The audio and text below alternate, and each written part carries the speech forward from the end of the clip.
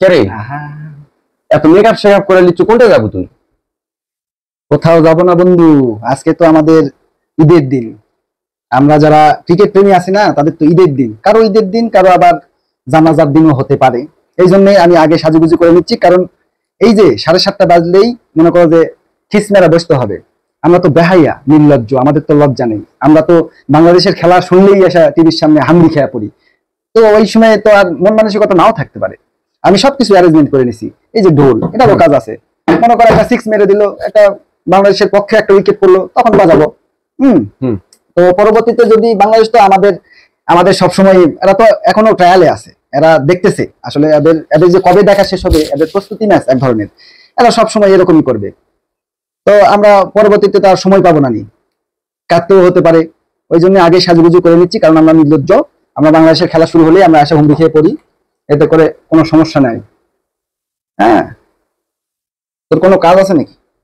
না, আমার কোনো কাজ নাই, কিন্তু তোকে দেখে তো অবাক হয়ে যাচ্ছি। তুই বাংলাদেশের খেলা দেখার জন্য ঠিক আছে মেকআপ নিছিস, সেটা বুঝলাম। ঢোল নিছিস, 6 মারলে ঢোল বাজাবি, উইকেট পড়লে ঢোল বাজাবি, সবই বুঝলাম। এই যে এই ক্যাটাগরি গুলো বুঝতে পারতেছি না। এই যে ঝাঁকাতে দেখতেছি মেডিসিন, বোতলে পানি, এগুলো কি কারণে? আমি এক এক করে সবার সাথে তোমার পরিচয় করে দিব। যে কোনো জিনিস যে কোনো মুহূর্তে প্রয়োজন পড়তে পারে।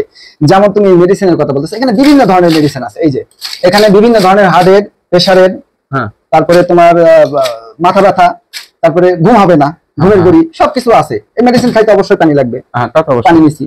আবার আমার মনে করো যে অনেক সময় উল্লাস করতে করতে মেকআপ নষ্ট হয়ে যাবে, সবকিছু আছে। এই যে এই জিনিসটা খুব ইম্পর্টেন্ট। কাঁদতে কাঁদতে চোখের পানি যখন শেষ হয়ে যাবে, তখন তো চোখ খসখস করবে বা জ্বালা যন্ত্রণা করবে। এই যে একমাত্র ওষুধ চোখের খসখসানি মস্কানি সবচেয়ে যাবে, এটা বাংলাদেশের জন্য। এই যে আমাদের এটা দাদা লিটন দাদা, হ্যাঁ এই লিটন দাদা এরকম আজকে আমাদের দ্বিতীয় T20 ম্যাচ। তো এখন বিষয় হচ্ছে, আমরা তো নির্লজ্জ বেহাইয়া, এটা তো বহুবারই আমরা পরিচয় দিছি। এখন তারা তো প্রেসের সামনে যা বিভিন্ন রকমের কিছু বলতে পারে, কিন্তু আমরা তো বলতে পারবো না, আমরা প্রেসের সামনে যেতেও পারবো না। এখন বিষয় হচ্ছে, আমরা নির্লজ্জের মধ্যে টিভির সামনে আসা বসবো, খিসমেরা আল্লাহ আল্লাহ করবো। টিমের নাম তো আছে একটা, বাংলাদেশের বর্তমান টিমের নাম তো মায়ের দোয়া টিম।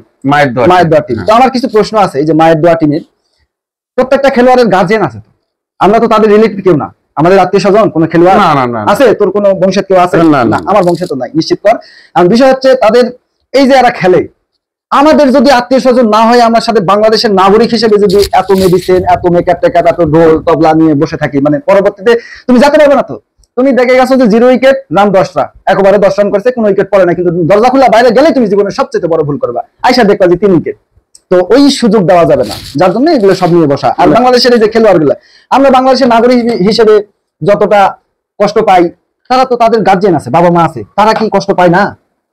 তারা কিভাবে থাকে? তারা কি অলরেডি মেডিসিনের কোম্পানিকে অর্ডার দিয়ে যায় যে আমার বাসায় এই গাড়ি পৌঁছায় দিও, এইসব মেডিসিন লাগবে খেলাত নামার আগে? হতে পারে এইসব। আর ক্যালকুলেটর দিয়ে কি হবে?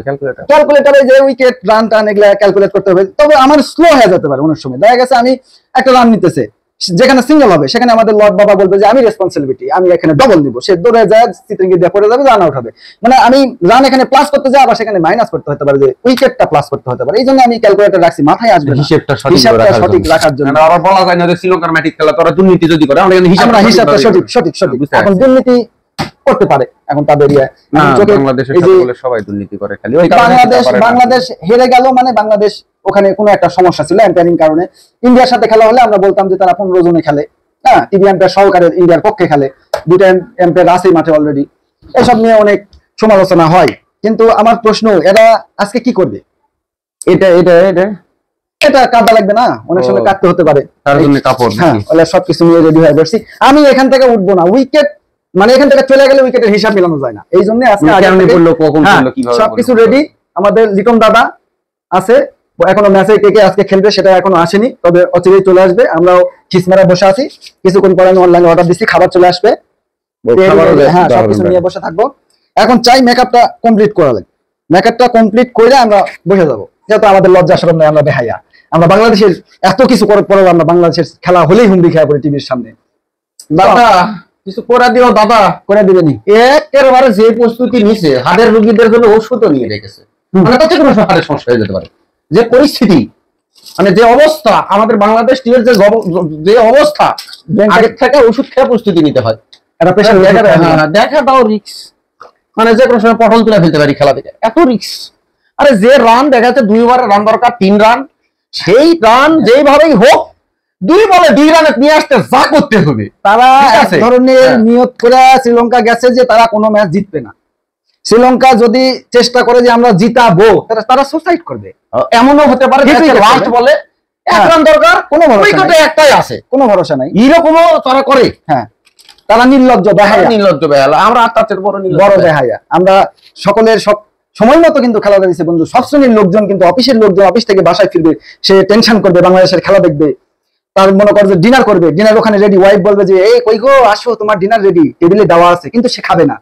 মানে এদের সে জানে যে আমি হাতে গেলেই এখানে 7 উইকেট হয়ে যাবে, সে খাবে না। পরবর্তীতে তার খাওয়ার মুডই থাকবে না, কারণ কাটতে কাটতে তার জীবনটা শেষ হয়ে যাবে। এখন এইসব বিষয় আমরা আগের থেকে বলে রাখতেছি, আর আপনারাও সবাই রেডি থাকবেন, কারণ আপনারা নির্লজ্জের মতো আমরা নির্লজ্জের মতো এখন প্রিপারেশন নিচ্ছি, আপনারাও তো নিবেন। আপনারা তো বড় নির্লজ্জ, সবাই এসে ক্যামেরার সামনে বসবেন বা টিভির সামনে বসবেন, বসে ফ্যামিলি সহকারে খেলাটা দেখবেন, দেখে অযথায় প্রেশার বিপি টিভি সব বাড়ায় নিয়ে হার্ট স্ট্রোক করবেন। সেই আনোয়ার হোসেনের মতো কোনো একটা ছবি যায়নি, তার হার্ট স্ট্রোক করে না, সে আনোয়ার হোসেনের মতো হার্ট স্ট্রোক করে শেষ। মানে প্রত্যেকটা ক্রিকেট প্রেমীদেরকে তারা আনোয়ার হোসেন বানায় দিচ্ছে। হ্যাঁ, এখন আমরা যে নির্লজ্জ, আমাদের প্রথম কথা হলো আমরা বেহায়া, নির্লজ্জ, আমাদের কোনো লজ্জা শরম নাই, আমরা বাংলাদেশের খেলা বলতে পাগল হয়ে থাকি। হ্যাঁ, এই যে ঢোলো রেডি আছে,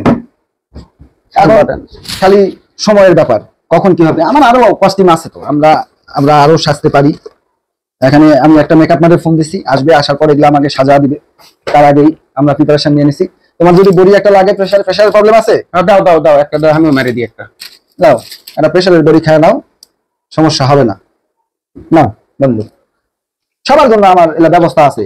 আর কাঁদার পর এই যে আছে, এই যে কোম্পানি খুব ভালো চোখের কাজ করে, এই সবকিছু নিয়ে বসছি এখানে, আর কোনো সমস্যা নাই। দাদু কিছু একটা করো, করো, বলি খাচ্ছি। আজকে যদি কোনো রকমে আমরা হেরে যাই, আজকে যদি কোনো রকমে হেরে যাই, আমরা লাস্টে দড়ি আনবো, আনার পর আমরা আজকে হাত পা বেঁধে আমরা ফ্যানের সাথে নিজেরা ঝুলে থাকবো, আমাদের কষ্ট, আমরা ঝুলে থাকবো, এছাড়া আমাদের কোনো অপশন নেই। আর আমরা সবসময় যে আজকে যদি অনেক সময় বেশিরভাগ খেলা শুক্রবারে নাই তো বাংলাদেশে খেলতে আসলে, তবে হ্যাঁ বাংলাদেশের এইসব ওই যে আমরা আগে দোষ দিয়েছি পাপন কাকুরে, এটা ভুয়া, কারো দোষ দিয়ে লাভ নেই। বাংলাদেশের আসলে এরা নিয়ত করেই গেছে, তারা হারবে, আসলে এখন পাপন কাকুরও কিছু করার নাই, আমাদের কিছু করার নাই। আমরা বড় পরিচয়, আমরা হলাম বেহায়া, এসব থাকবেই বাংলাদেশে। ওই বলে না যে হার জিত থাকবেই, কিন্তু বাংলাদেশের ক্ষেত্রে একটু উল্টা, হার থাকবেই। হ্যাঁ, এটা মেনে নিতে হবে, হার মেনে নিতে হবে। পরবর্তীতে সাংবাদিক এরকম ভাবে আসা, প্রেস যখন ক্যামেরা নিয়ে বলবে, তখন বলবে যে আমরা যথেষ্ট পরিমাণ দিয়েছি, আমাদের চেষ্টা করেছি, কিন্তু অমুকের এরকম আমরা বোলিং এই সেই আমাদের শ্রেষ্ঠ সুদানা ব্যাটিং আছে, আমরা এই শেষ। গত টিমে আমরা দেখেছি তো, একটা হার্ড হিটার সব ব্যাটিং স্কোয়াড নিয়ে খেললো, সেখানে কি রান করলো? 150 রান, 155, 152। যদি 11টা না হলে 8টা ব্যাটিং ছিল, স্টিল 8টা ব্যাটিং নিয়ে নাইম শেখ ওয়ানডে খেলতেছে, মেহেদী মিরাজ ওয়ানডে খেলতেছে। তারা লাস্টে কি বলেছে সাংবাদিকে? যে বল খুব স্পিডে আসতেছিল, তারা দেখতে পায় না। তো আজকে বল রকেট গতিতে যাবে, তারা তো দেখতে পাবে না। তাদের দায়িত্ব থাকবে, তারা যায় এভাবে ব্যাটটা নিয়ে খিস মেরে স্ট্যাম্পের মধ্যে বসে থাকা, কোনো বল যাতে স্ট্যাম্পে ঢুকতে না পারে। পরবর্তীতে তোমরা তো রান করবাই, 120 বলে 100 রান, এটা তো করবাই, কিন্তু অল উইকেট হওয়া যাবে না। মেহেদী মিরাজ আর নাইম শেখ সেটা নিয়ত করে নামছিল যে অল উইকেট হওয়া যাবে না, অল উইকেট হলে মান সম্মানে আরেকটু বাধা যাবে। এটা তো টি20 খেলা, বলার আর কোনো চান্স নাই যে আমরা খুব ভালো খেলছি, উইকেটটাকে ধরে রেখে খেলেছি, 50 ওভারে খেলা হলে আমরা 300 করতাম, এটা বলার কোনো চান্স নাই। কিন্তু তারা ওই কর্মেই গেছিল যে আমরা উইকেট দিব না, শ্রীলঙ্কার বলারকে উইকেট দিব না তারা। তো এখন খালি সময়ের ব্যাপার।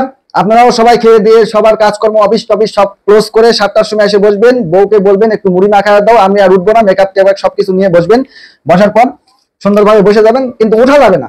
উঠলেই কি হবে? অবশ্যই প্রেসারের বড়ি, হার্টের বড়ি, সব ধরনের মেডিসিন কোনটা কখন প্রয়োজন। আর এই যে এটা কিন্তু খুব গুরুত্বপূর্ণ, এটা চোখের চোখের অ্যান্টিবায়োটিক, চোখ খসখস করতে একবারে ঠোসা হয়ে যখন যাবে তখন এটা দিয়ে দিবে, আবার চোখ স্বাভাবিক হয়ে যাবে। কারণ আমার কিছুক্ষণ কান্না যাবে, টি20 আছে, সেটার জন্য কিছু পানি জমায় রাখতে হবে, আমরা সব ত্যাগ করলে হবে না। চোখের পানি কিছুটা ধরে রাখতে হবে, কারণ টি20 আছে। তারা আজকে হেলে সাংবাদিকের সামনে যা বলবে যে আমরা আমাদের নেক্সট ম্যাচটা আমরা ভালো করার চেষ্টা করবো ইনশাল্লাহ, এটা তো তার মুখস্থ। তারা তো বেহাইয়া, নির্লজ্জ, তাদের কোনো লজ্জা শরম নাই। লজ্জা শরম থাকলে তো তারা শ্রীলঙ্কার মাটিতে দাঁত কালায় করে যেতে পারে না, ফ্যামিলি সহকারে যাবে, তারা সেখানে যা হানিমুন করতে পারবে। হ্যাঁ, এটা আসলে আমরা বাংলাদেশে জন্মগ্রহণ করেছি, আমরা বেহাইয়া, এর থেকে আর কিছু বলার থাকে না। আমরা এখন 7:30টার অপেক্ষায় থাকলাম, আপনারাও থাকেন, ঠিক আছে।